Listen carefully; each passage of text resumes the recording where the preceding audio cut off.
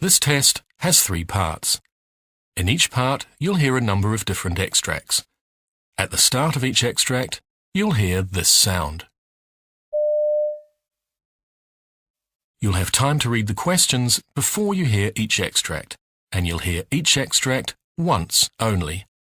Complete your answers as you listen. At the end of the test, you'll have 2 minutes to check your answers.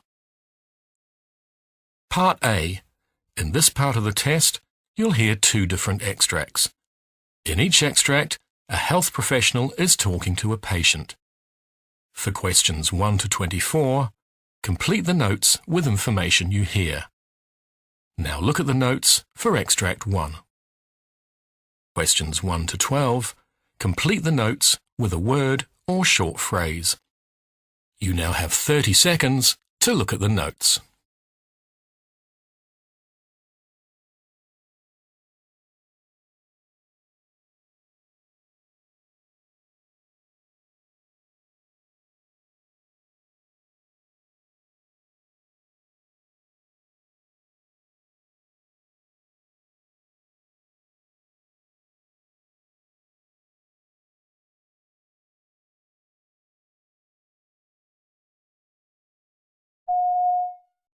Hi, it's Daniel, isn't it? Yes, Daniel Anderson, that's right. Hi, Dr. Hampton. I haven't seen you for quite a while. What brings you in today? Yeah, I probably should have come in before now. Okay, well, that's fine. So how can I help? Well, basically, over the last couple of weeks, I play football on Sundays, and a bit more than a couple of weeks ago, I was getting a bit more tired than I used to be. Like, I'd get out of breath in the game, I'd get puffed out. But more recently, it's been little things like walking up and down the stairs and stuff like that. That's got me a bit tired as well. So I was just wondering what's wrong with me, really. Okay. When did you first start feeling poorly? Can you remember? That's the thing. I had a cold, you see. Well, I thought it was a cold. I had a sore throat, and I was quite under the weather for that, but I've never really recovered since then. And how long ago was that?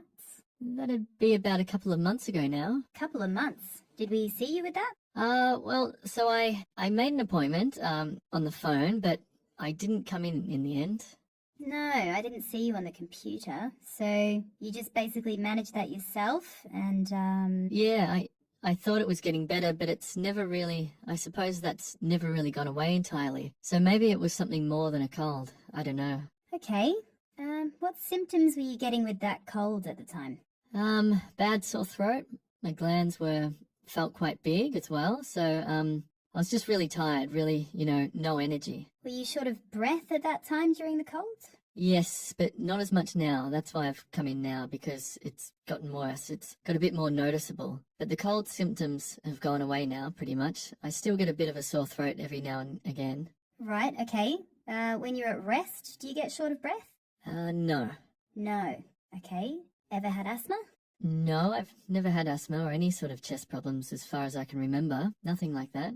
And do you have a particular diet? Are you a vegetarian or anything? No, I'm not a vegetarian, but I hardly eat any meat either. I eat a lot of fried rice and instant noodles from the university cafeteria. The food's quite cheap. I know I should eat fruit and vegetables, but I'm a student. I suppose my diet is terrible if I think about it. Some days, all I'd have is instant noodles and some hot chips and the usual 4 or 5 cups of coffee. You drink a lot of coffee then? Yeah, it keeps me going with all the assignments and things. Okay. Have you noticed any problems with abdominal pain or indigestion? No, nothing severe, no. Nothing severe? Have you had some from time to time? No, not really. Well, I've had some mild discomfort occasionally. That could just be indigestion, I suppose. I don't know, it's something I've had on and off for years, really. It's nothing new. It's nothing new, okay. Any nausea or vomiting with this? No. What about your bowels? Have they been working normally? Yes, been fine. I haven't had any diarrhea or anything. In particular, not past any black or very dark motions? No, nothing like that. And what about family history? Is there a family history of people getting anemic, for example, for any reason, as far as you're aware? No, not that I can think of. No one's had any sort of blood disorders or anything? No, nothing like that, as far as I'm aware. My parents are very fit and active, and my brother doesn't have any health problems that I know about. Right, so they're all fine as far as you know. So, Daniel, did you have an idea in your own mind what this might be? I thought it maybe could have been related to the cold I had because one of my friends did have glandular fever around like a few months ago because my glands were up. I thought it could be related to that.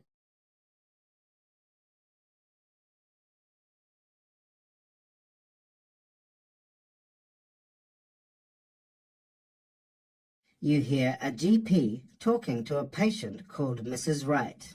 For questions 13 to 24, complete the notes with a word or short phrase. You now have 30 seconds to look at the notes.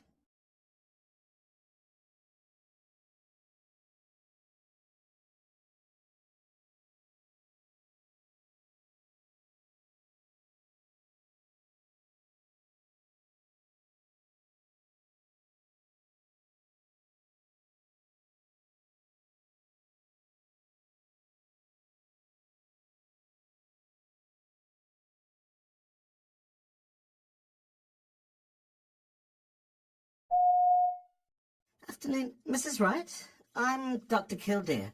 Now, unfortunately, your usual GP is away today, so I'm going to help you if that's okay. That's fine. Thank you for seeing me. Okay, so I've got some notes, but it'd be helpful if you could tell me, in your own words, about the problems you've been having. Well, Dr. Grimmett asked me to come back and check in about my foot. I've had gout, you see. Okay, so just remind me, what happened with your gout? Well, the first time was late last year, about 2 or 3 months ago. Dr. Grimmett had to treat me at home. It was pretty bad. I could hardly walk. We used steroids at the end to get a hold of it. I had the prednisone tablets, 30 milligrams for 5 days. Right. All the blood tests showed that I had the tendency to gout from crystals, so Dr. Grimmett gave me the allopurinol, trying to calm that down longer term. The doctor said to contact the clinic if it got worse, or come back around now just to check in. Right. So we haven't seen you. Is that a good sign? Well, I had, it was a good job I had the repeat prescription for steroids, because just after Christmas I had a bit of a flare-up again. I suppose I was eating a bit too much rich food and probably had more to drink than normal, but I have been watching it a bit. The doctor recommended I drink more water. He said 8 glasses, a couple of litres. And I've been trying, but it's a lot, you know, and I'm busy, so I don't think I drink more than 6 glasses through the day. But it's definitely more than before. Right. Well, that's really good to hear. Water can definitely help, so it's great that you're keeping that up. Sorry, do you mind just describing where the swelling was when you had it? Yeah, sure. Well, both times it started down the side, kind of at the base of the second toe on my left foot, there. And then the whole foot swelled up across my smaller toes to the outside of my foot. Ah, I see. And both times I started getting a lot of pain, and it was all kind of spreading down from that area, and it went across the toes and started swelling up quite badly, really hot and inflamed. But it never goes to the big toe. So the second time, it never swelled up quite as bad as it did before, but I think I caught it in time when I went and got the steroid tablets from the chemist. Ah, good. So how long did it take to settle down once you started the tablets? It was a lot better than last time. I went straight back down within a week, so it was a lot better. Right, and when it settled down completely, is it back to normal? No, it's never been back to normal. I still have pain on that second toe where it always was right from the start, and I've still got it now. Right, and how are you getting on with the allopurinol? Yes, it seems to be better. I don't have any problems with it.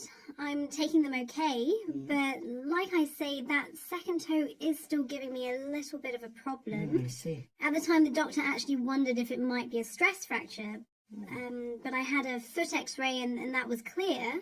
But I just think it's a bit unusual that it's still sore, and at the same time, everything points to gout. And the blood test confirmed that was the most likely thing. But that toe, it isn't the usual joint, as you know, for gout. It's usually the big joint, isn't it? Yes, that's right. The big toe is typical. But when I had the flare-up, the steroids really helped quite quickly. I stopped taking painkillers after 2 days at most. Well, I feel like it's less severe and we've got a hold of it better. So I guess that means the allopurinol is helping, right? Yes, I think so. So I'm still quite keen to carry on with that tack.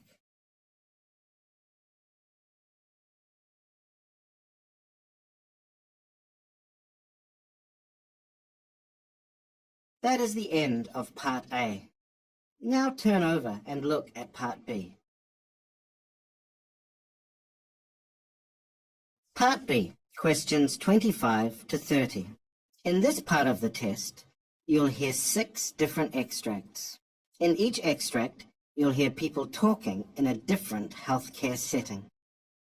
For questions 25 to 30, choose the answer A, B, or C, which fits best according to what you hear.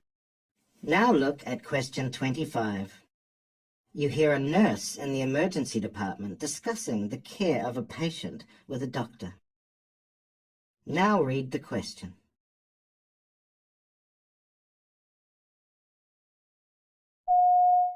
So, who have we got here?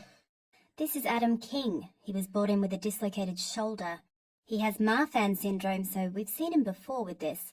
Last time he was here, the shoulder popped back in while we were putting his arm in a sling, and he was able to put it back in himself just by relaxing his muscles, but he's in quite a bit of pain right now, so he's having trouble calming down and getting those muscles relaxed. Right, I see. So, do you want to start with some nitrous and some pain relief? Yes, I think that's best, just until he calms down.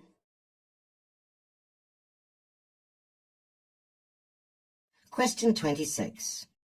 You hear a trainee doctor discussing a patient diagnosis with a tutor. Now read the question.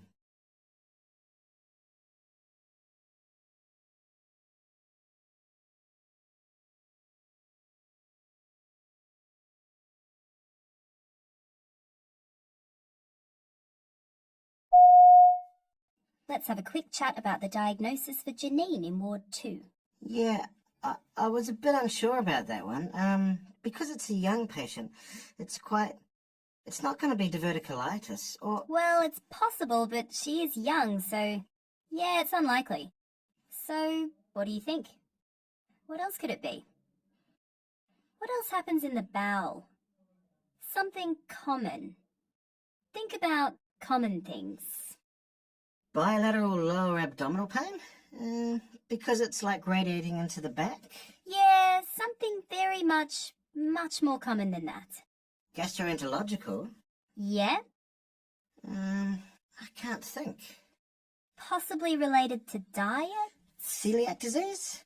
Perhaps, but there's not a lot of other symptoms pointing to that. What else would give you discomfort in the bowel? Lower abdominal pain. I suppose if they're just constipated. Right, yeah, constipation.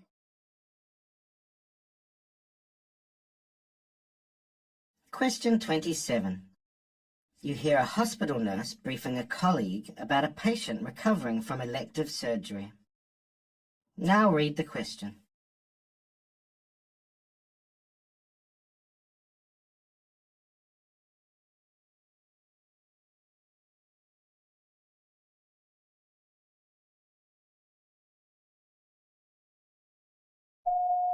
So, who have we got in bed 8? Bed 8, Mr. Bernard Chambers, a 50-year-old man, had an elective bilateral inguinal hernia repair this morning. His wound is covered and dry and his post-operative observations are stable. Temp is 37, his blood pressure 140 on 70. He's already started eating a little and his walking is tolerated. Analgesia is written up, but he hasn't needed anything. He's planned for discharge tomorrow. His wife can pick him up. And he'll need a sick certificate for work before he leaves. Can you make sure he gets that, please? I asked the ward clerk to copy some post-op information for him, but I haven't had a chance to look through it with him. Question 28. You hear 2 hospital managers talking about an information session for people who want to do voluntary work. Now read the question.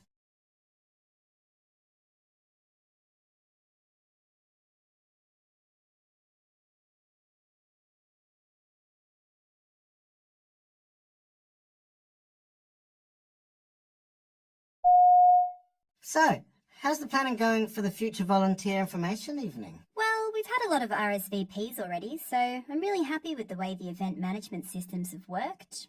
Having a bit of trouble sourcing some good catering, though. Considering that these people are freely giving their time to come and learn what is expected, I really want to provide some nice food and refreshments for them. Have you got any contacts you like using? Yeah, look, that's right. It's a small thing we can do for those participants. I tell you what, I'll ask around my team for some recommendations for something a bit special. Great, thanks. I really appreciate it.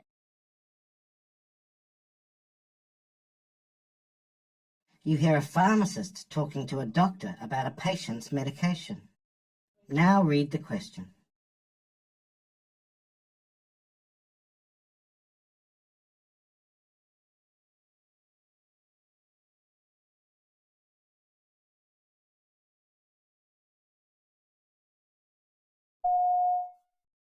Sorry to bother you, Dr. Anderson. I just wanted a quick word about Mrs. Campbell's prescription. The one for diphenhydramine that you gave her last week. Ah, yes, for her allergies. Yeah, so she's been taking 50 milligram tablets for about a week now. The thing is, she's just been into the pharmacy and she says that the tablets are making her feel really drowsy and her mouth's really dry ever since she started on the pills. Really? Well, that does happen from time to time. But maybe switching her onto a different medication wouldn't be a bad idea. Okay, I'll look into some options and then run them past you later, shall I? Fine, thanks. Question 30. You hear a doctor advising a patient about a change in medication. Now read the question.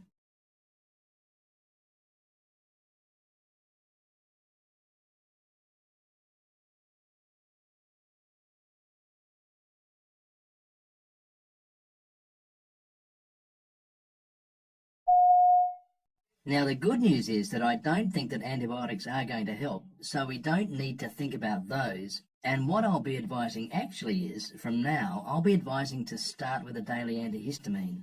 It's called cyterizine. I'll write that down for you because it is cheaper to buy than it is on prescription. And it probably is the number one choice for... I hope you don't mind this bit of scrappy paper. That's okay, here. that's okay. The number one choice for hay fever at this stage. This is 1 tablet a day. Now, for most people, it's absolutely fine.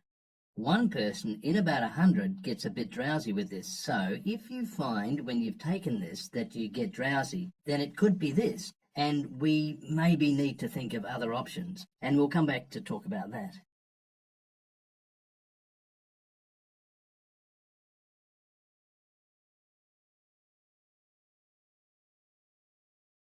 That is the end of Part B. Now turn over and look at Part C.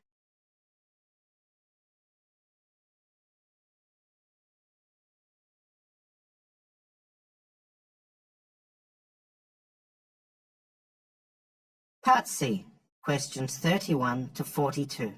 In this part of the test, you'll hear 2 different extracts. In each extract, you'll hear health professionals talking about aspects of their work. For questions 31 to 42, choose the answer A, B, or C, which fits best according to what you hear. Now look at Extract 1. Extract 1, questions 31 to 36. You hear an interview with Dr. Christine Erickson, who's talking about her research supporting non-fasting lipid blood tests for cholesterol. You now have 90 seconds to read questions 31 to 36.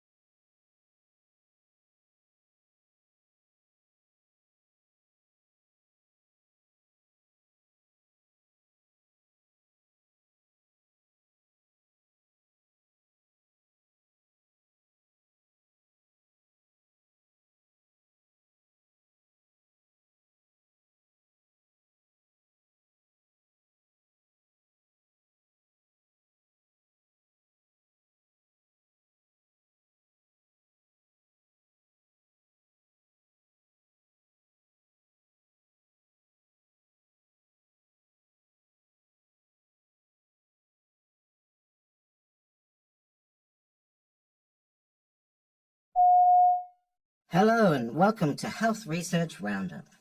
For decades, people have been asked to fast before they have blood tests to check cholesterol levels. However, a new research report from an international group of experts suggests that this is not necessary. To discuss this research, my guest today is Christine Eriksson from Copenhagen University Hospital, who was a lead author of the study. Christine, welcome. Thank you very much. So why did we ever ask people to fast for blood lipids, for your blood fats? Well, if you ask me, I don't really know, except for that's what we've been doing for so many years. I really tried to read the literature and find some very scientific evidence supporting that it is superior to just taking a random non-fasting blood sample as we do now. And I had problems finding the evidence. There's a lot of arguments people put forward for why you should use fasting versus non-fasting, but really solid evidence that is better, I can't find it. So was this a tradition rather than science? I think so, yes. I mean, you can ask me why did it start? I think that some of the early studies, the original publications way back, said that they used fasting samples and therefore everybody thought you had to do that without really thinking why. But those early researchers may have had good reason to do it that way, but there's nothing I've seen that said it had to be done that way. And there's all this evidence now from Canada and the US, 2 excellent studies, one in children and one in adults. And then we have a lot of studies from Copenhagen, and they all show that when you just look at people that eat and drink whatever they usually do, and you take a lipid panel, cholesterol, triglycerides, a very common fat in the blood, then they don't really change very much in response to when you have been eating. So there is a difference? Yeah, the difference is in millimoles per litre, so it goes up by about 0.3 millimoles per litre. However, in clinical practice, when you look at triglycerides, you're interested in whether it increases 1 or 2 millimoles, not 0.3 millimoles. So that's what's clinically relevant. And even with a bad form of cholesterol, that's not going to make the difference between whether or not they put you on medication? Yeah, that's right. We provide data in this report where we did direct measurement and after fasting and in about 6,000 people, and the correlation between the two methods was, I can't see the difference. It looks exactly the same. So you moved over in Denmark to this official recommendation about 7 years ago. So what's happened since then? Have there been any issues because of undiagnosed cholesterol levels? No, everybody was happy right away. Even the laboratories that didn't change right away, they were pushed by patients because there were reports in the media telling them that at Copenhagen University Hospital, we're doing non-fasting, so everyone wanted to do it. And I can say today, patients, clinicians, laboratories, everyone's happy. Everyone likes it because it's so much simpler. And patients like it because they can go when it suits them to the pathologist, so they're more likely to turn up for their blood tests? Yes, of course. I don't have fantastic good numbers for you, but certainly you hear from so many colleagues that people don't go to have their lipid test because it's so complicated to fast. And then they have to go to work to have an important meeting, and they can't do this in the morning. But now, doing a random non-fasting, you can come whenever it suits you. And very briefly, is there any circumstance where you should have a fasting blood fat level done? Well, this recommendation, it's 21 world experts, many from Europe, the US, and one from Australia also. And of course, when you have so many experts, there's always someone that thinks there's certain situations. We list a few where you can do. For example, for patients with diabetes, the fasting requirements might be an important safety issue because of problems with hypoglycemia. But if you ask me, way down in my heart, is it necessary? I don't really think so.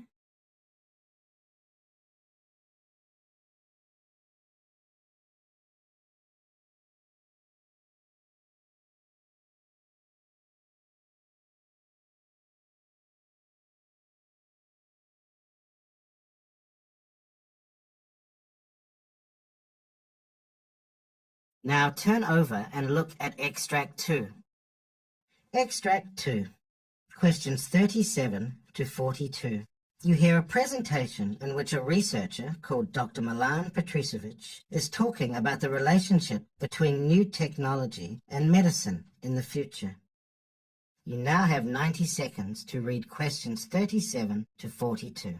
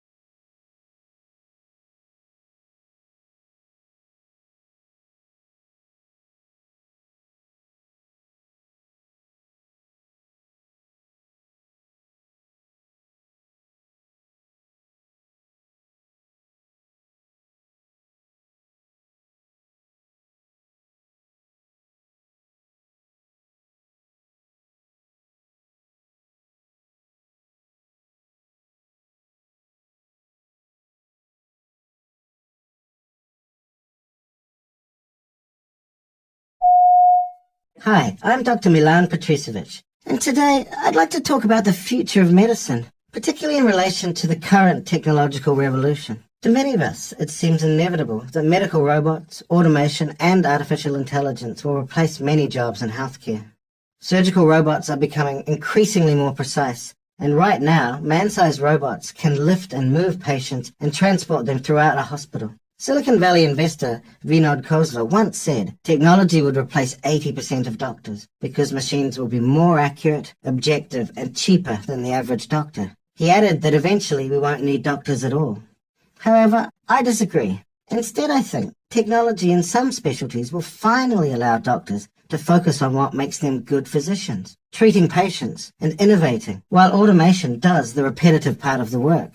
So let's look at some examples of how different areas of medicine will benefit from current technological advances. Take general practitioners as an example. Many doctors choose this specialty today because they have a chance to make a long-term impact on someone's life. And it's true that GPs enjoy tremendous trust from their patients.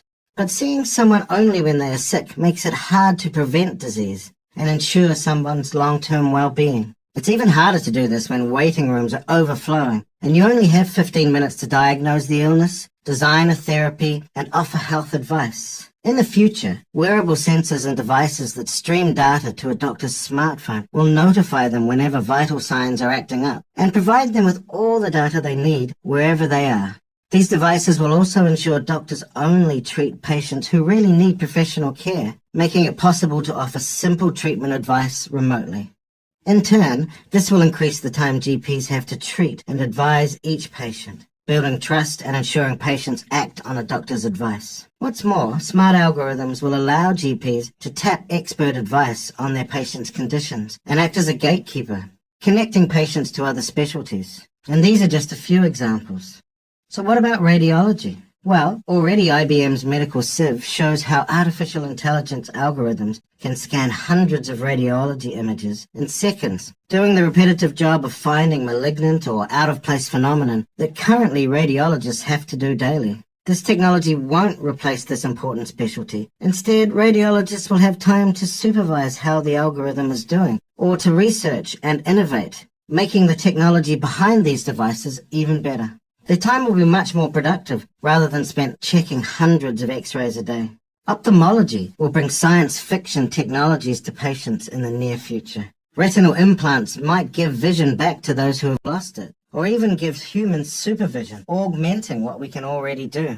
In sports medicine and rehabilitation, the first forms of activity records from tech like Fitbits all focused on people who exercised regularly, but only provided basic insight into how they were performing. Now, a new generation of devices tailored to professional athletes is hitting the market, with apps providing detailed insights into movement patterns and force output in any movement. Sports medicine physicians will have concrete data to measure how athletes are improving. By the time these reach the mainstream public, sophisticated algorithms will be ready to analyze data from these devices and provide personalized suggestions to improve performance and to speed up recovery.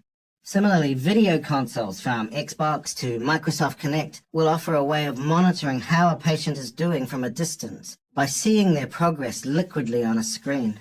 In oncology, this specialty will pave the way for personalized medicine. Even now, oncologists customize therapies to a patient's genetic background and their tumor's molecular makeup. Cheaper genome sequencing and measuring blood biomarkers are speeding up this process, with companies like Grail working on fluid biopsies which could filter tumor cells from blood samples. Tumors could soon be diagnosed earlier and analyzed without costly surgery. What's more, artificial intelligence could soon be used to help oncologists understand and even cure cancer. Already, IBM Watson obtains all the relevant information from millions of studies about a patient's case and makes suggestions for treatment plans most likely to work. In the meantime, patients are better informed about the disease thanks to social media communities of fellow patients. These signs all point to a bright future for oncology in partnership with new tech innovations. So what does this all point to? Well, my conclusion would be that, all in all, many jobs will be taken over by robots and automation in the coming years, but at the same time, amazing opportunities will also emerge, especially in medicine. These will require physicians to acquire new skills and improve their existing ones. In my opinion, the majority of specialties will have more time for patients and better insight into disease.